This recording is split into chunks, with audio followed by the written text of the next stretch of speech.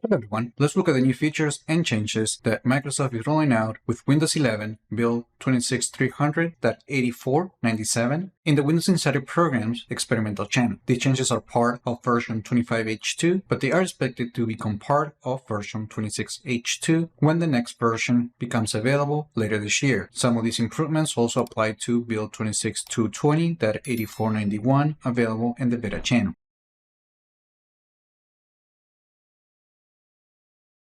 Okay, first, Microsoft is introducing a new screen tint accessibility feature to reduce eye strain and light sensitivity during long sessions. The feature applies a color overlay across the entire display to soften screen intensity without replacing the nightlight feature. As part of this feature, we have 7 different presets that you can use, and you can also create a custom tint color. There is also a strength slider that allows you to control the overlay intensity. Unlike the nightlight feature, which reduces the blue light and warm colors to help with sleep, Screen Tint is designed to lower the overall screen intensity during the day to make the display more comfortable for sensitive eyes. Both features can work together at the same time. Microsoft notes that enabling Screen Tint automatically disables color filters and vice versa. Windows 11 build 26300.8497 improves accessibility by adding native human interface devices support for refreshable Braille displays in Narrator. The update enables true plug-and-play support for compatible devices over USB, removing the need for additional support or drivers. The company also notes that the human interface devices Braille displays not work during the out-of-box experience over USB, allowing deaf-blind users to set up PCs independently from the first screen. The system now turns off touch panning bars by default using this option right here to provide a cleaner and less distracting experience on touch screen devices. However, you can turn it on at any time to use that feature. Microsoft is also adding a new Windows Ready Print setting to control how new printers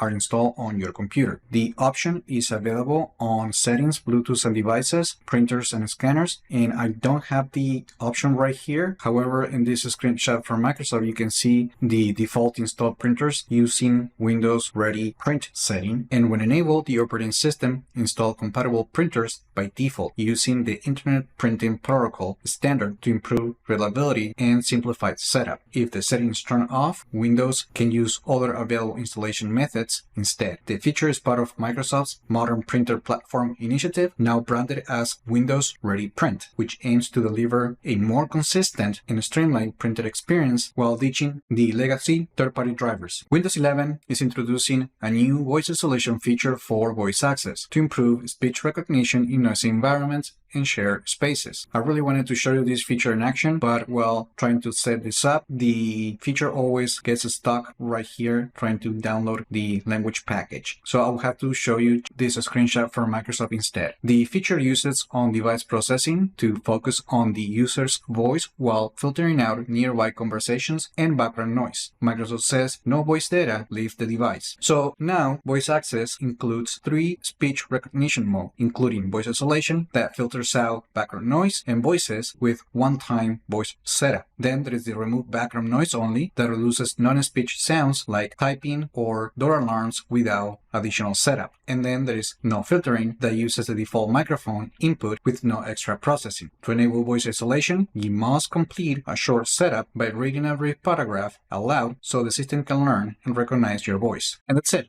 Those are pretty much the biggest changes that we're going to see in this preview build of Windows 11. Now, the company also notes that there are some other bug fixes, including a resolution of a bug forcing the energy saver option in quick settings to appear twice. This update also fixes an issue preventing the right click from working correctly on the start button. Microsoft also addressed a problem that unexpectedly muted system audio on certain devices. Even further, this update improves the reliability of simple service discovery protocol notifications to prevent the service from becoming unresponsive. And the company is also improving reliability when using the distinct command, more specifically with the cleanup image and using the restore health command. Now let's look at the feature flags that we can enable in this preview. So if we go to Windows Update, and then if we go to the feature flags page, these are all the flags that we can enable in this particular build.